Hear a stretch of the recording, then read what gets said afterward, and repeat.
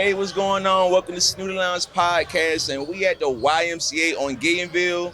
And let me go ahead and punch you in, right? Let me go ahead and punch you in, right? We go ahead and do the right thing for you. So we got Kamm, Shelly, and let me go ahead and do it right. Talladega College Women Basketball Freshman of the Year 2020-2021. Talladega College Women Basketball GCAC All Tournament Team 20. It's gonna be a long A. Little wait for all these accomplishments now. 2021 Talladega College Women Basketball GCAC All Conference Team 2021.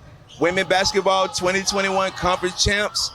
Talladega College Women Basketball SSAC Second Team All Conference 20. I love this. 2021, 2022. I promise you're gonna talk, y'all. We just gotta get through to it.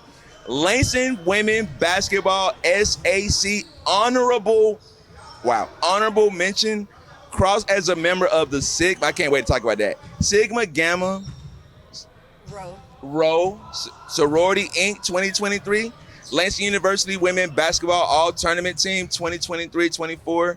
Langston University Women Basketball All Team All Conference. Welcome to Snooty Lounge Podcast, Kamm. How are you doing? Wow. I am great.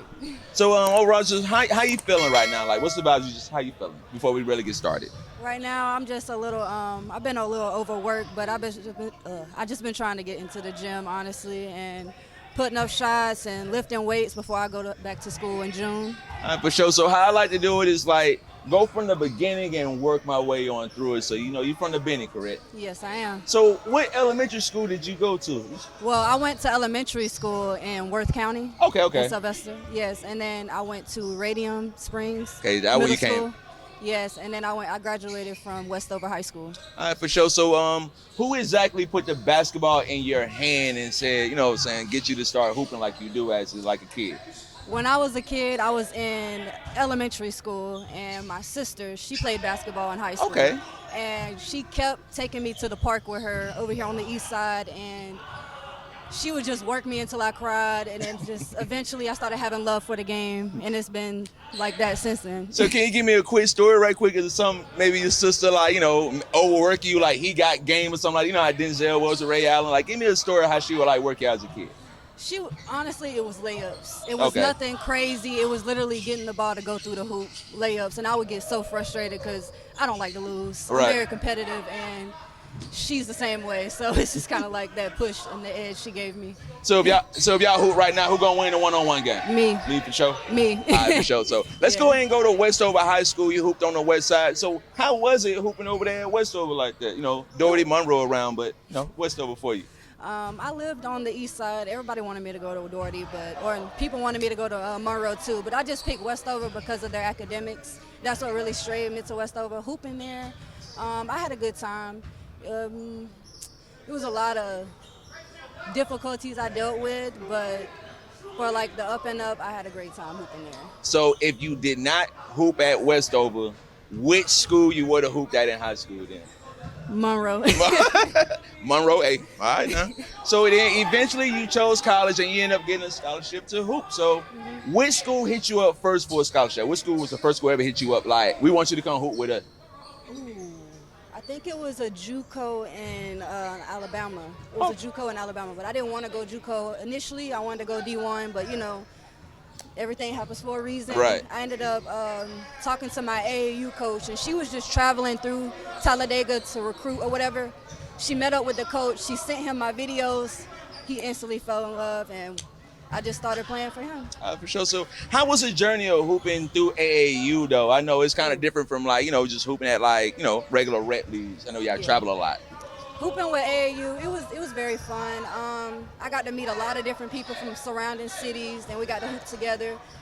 It was probably my best basketball in high school was AAU.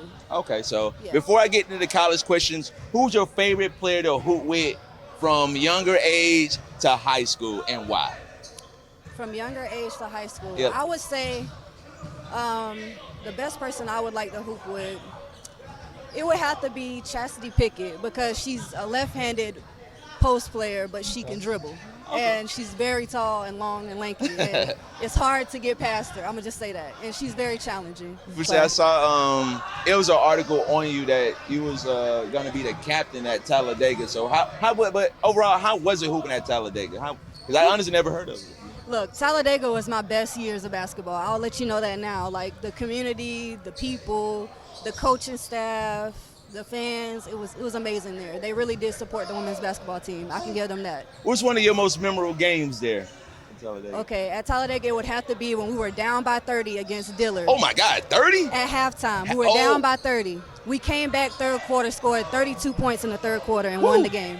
So how many points we had that game? I can't remember how many points. Okay, it was in the 15, 16, around that area, because that's what I was averaging. So where exactly was Talladega at? It's about 3.5 hours from here in northeastern Alabama. Okay. So then you hooped at Langston, and then you had some games on ESPN. So like, how was the experience of you getting seen on national TV like that? It was amazing getting to play against Flagey, playing LSU, playing Troy. It was amazing. We got whooped, but it was a good experience to get to have the opportunity to play with them. So what do you feel like you learned hooping against them that game? What do you think you learned the most? When to take good shots and when to take better shots than good shots. Because we were taking rush shots, not playing no defense, just shooting the ball. But them, they were taking composed, timely shots with the shot clock. So, yeah. Now, I kind of want to talk about your game now. Do you ever play 2K? No, I don't. Okay. I don't play video games. Okay, for sure. So if you were to build, if you were to tell me, how's your game is, you say maybe Kyrie handles or step shot or something like that, how would you build your game? How do you think is your game? My game is I like to shoot a lot of mid-range. I can get to the basket, but I like to shoot. So if I can get a Curry shot off, he just dribbling down the court and just shoot, I can do stuff like that. But I can also get to my mid-range very easily. And I'm a good jumper, so I could jump over people and get my shot off. So, I listed all those accolades. How do you stay humble? How you doing? You got more awards than people ask for Christmas gifts. I just think about the hustling, the hard work that comes behind it. I just know one thing for me, I was always taught this from a young age, the hard work that you put in will show. So the more hard work I put in, I know it's going to come out. So I just try to stay humble and knowing my time's going to come for me. And I know you're a hard worker. I know we had the YMCA. I know you probably want to hoop right now. And I know it's somebody, who helped you a lot of your hooping abilities, Coach Adams. Yes. So can you speak on Coach Adams and how he helped your game as far as basketball? Coach Adams, he really helped me keep my composure because I used to be very emotional. Okay. And when I couldn't get something done, I would beat myself down about it, and he would just be like, "Kamm, you can't do that. Some stuff just ain't gonna work out the first few times you do it." And so he really helped me gain that perspective about myself with not trying to get too emotional. And also, when it comes to the game, he helped me with my mid-range. He had me with that heavy ball shooting form shots, 200 shots every morning. It's crazy. He really had me in the gym putting in work. I know the first time we met was at Robert Cross Middle School, and you was helping out. So I'm going to ask you the same question I asked you again. So how does it feel, helping out the youth and giving, your great ability hooping, helping the kids out? It feels great. It's just I didn't have that growing up. So just seeing all the girls trying to get in the gym, get working, it feels good because I didn't have that growing up. And just, I don't know, it's amazing to see because a lot of girls don't come out of Albany hooping, so to see them actually trying to get out of Albany, trying to put their hard work into something and not being, getting into the wrong things, it's amazing to see. It's amazing to see. Now I'm very interested in the sorority aspect of your life. Yeah. How did that come about? Okay, so when I got to Talladega my freshman year, I met my assistant coach and my mentor, Mercedes Gillian Gant, and she was a member of Sigma Gamma Rho. And so at first I did not want to cross. I wasn't looking at it, none of that. But then after being around her for 2 to 3 years, I just learned that's something I wanted to be a part of, a mission that I wanted to be a part of. And just seeing the sisterhood, the leadership, the service that they put towards the community, it all aligned in what I wanted to do. So what's one of the most funnest experiences you have, even when you was going through the process or when you crossed over? Which one of your most funnest experiences? I think one of my most heartfelt experiences had to be when I graduated and I got to see different sorors from years before me, and they were just all so supportive. And we got to do our march to the monument after graduation, and it just felt like, it felt better than the probate, honestly. It just felt like so much love, and I loved it. That's what's up. That's really what's up. So I know you went from Talladega to Langston. So how was the process of transferring schools like that? Was it difficult for you, or how was that? To be quite honest, it wasn't very difficult, only because it was another HBCU, and I'm kind of used to that type of environment. The only difference had to be the support you got from the school. At Talladega, like I said, that's the best it could get when it comes to support to the women's basketball team. At my other school, it wasn't as hype as it was at Talladega, but we still got love, but that would be the biggest difference. And you did, I'm glad you did say you went to HBCU, which leads me to my next question. So how important it was for you to go to a HBCU? Was that one of the biggest decisions, you going to the college, or how let me about that? So when I was graduating high school, looking at schools, I initially wanted to go to a D1 school that wasn't an HBCU, like a PWI. And when I got my full ride to Talladega, and after my first year, I wouldn't change it for a thing. I would go to another HBCU at the HBCU at the HBCU. Right. It's just a different type of community of people, and it's just nice to be around people who understand you and you can connect with. That's what's up. So out of all the awards I listed that you have, what is the most cherished award that you have? It would have to be my Freshman of the Year award, because that year I was put in so many difficult and uncomfortable positions, and I really had to learn how to be not myself. I had to step outside of my game a little bit, and my coach really was good at pushing me but keeping me level and humble. And I think that Freshman of the Year award was something that I cherish deep within me, man. So I worked hard for that. I kind of want you to expand on that. Like, what type of difficult experiences specifically was it? Just being the only freshman on the team. Oh, wow. And having to take that criticism from upperclassmen and having to, be that throw towel, you know what I'm saying?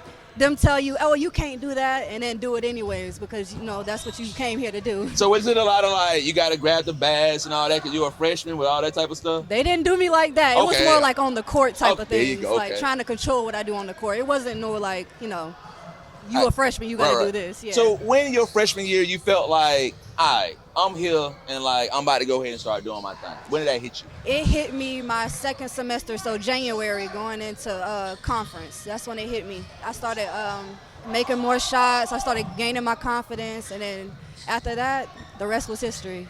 So I know you walked over as a sorority, but also you graduated from the pictures on Instagram. So how did it feel when, you walked across that stage, got that degree? Man, it felt so amazing just knowing like I really worked hard for this. I'm a first generation, so. Oh, wow.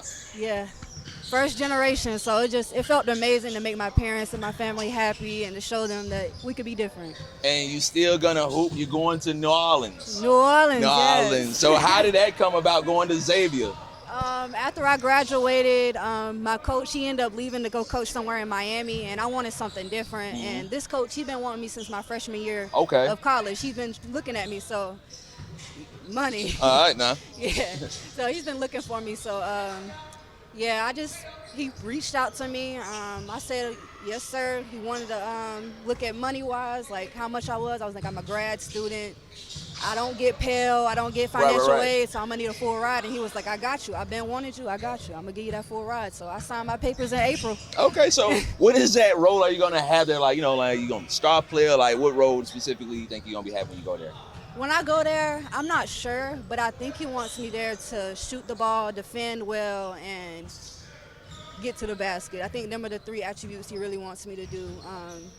A leader, that's gonna come because that's just me on the court, but I think the main thing he wants from me hooping is to shoot the ball and get to the rim and defend. So what is your actual end game of basketball? What do you want to ultimately do after you're done with college? I want to go professional overseas.